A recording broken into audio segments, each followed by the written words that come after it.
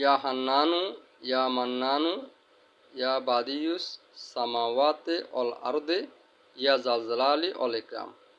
ইয়া হান্নানু ইয়া মান্নানু ইয়া বাদিউস সামাওয়াতে all আরদে ইয়া জালজালালি all ইকরাম। এটা একটা উত্তম একটা আমল। এই আমলের দ্বারা অনেক প্রকারের উপকার হবে।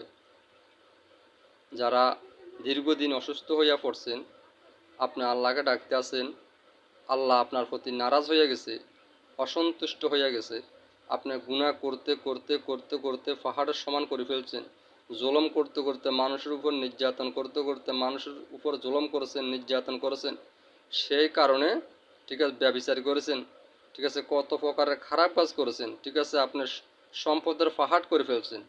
পাহাড় করার পরে এখন আপনি কষ্ট পাইতে আছেন, ঠিক আছে আপনার প্যারালাইসিসে আক্রমণ করছে, আপনার গাল ব্যায়াম হয়ে গেছে কই, ঠোঁট ব্যায়াম হয়ে গেছে কই, ঠিক আছে আপনার হার্ট স্ট্রোক করছেন, ব্রেক স্ট্রোক করছেন, কত প্রকারের রোগ, ব্রেন স্ট্রোক করছেন, কত প্রকারের রোগ আপনাকে আক্রমণ করছে।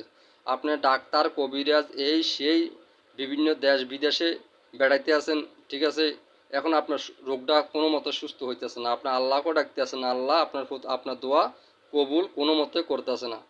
কারণ আপনার গুনার পাহাড়ের মতন হয়ে গেছে, আকাশ সম হয়ে গেছে, ঠিক আছে আপনার প্রতি আল্লাহ রাব্বুল আলামিন অসন্তুষ্ট হয়ে গেছে, নারাজ হয়ে গেছে। এখন আপনি কি করবেন? আপনি এই দোয়াটা পড়বেন, আমি যে দোয়াটা পড়ছি এই দোয়াটা আপনি পড়বেন, সারাক্ষণ পড়বেন মনের ভিতরে ভিতরে, ঠিক আছে। আর যদি আপনি পড়তে না পারেন, আপনার জবান বন্ধ হয়ে যায়, ঠিক আছে, যে কোনো একটা আলমকে এনে এই দোয়াটা পড়ে আপনার কানে ফুঁ দিতে বলবেন, আপনার ডান কানে ফুঁ দিতে বলবেন, বাম কানে ফুঁ দিতে বলবেন, ঠিক আছে আপনাকে ঝাড়তে বলবেন এই দোয়াটা পড়ে।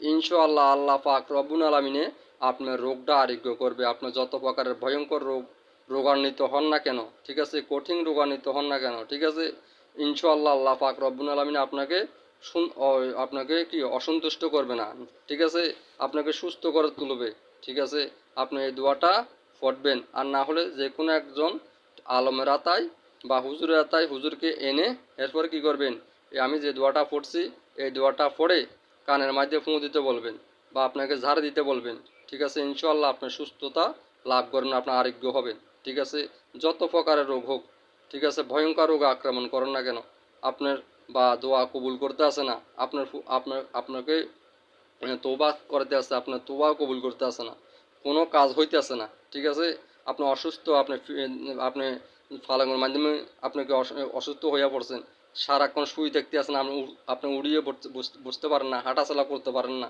ঠিক আছে আপনি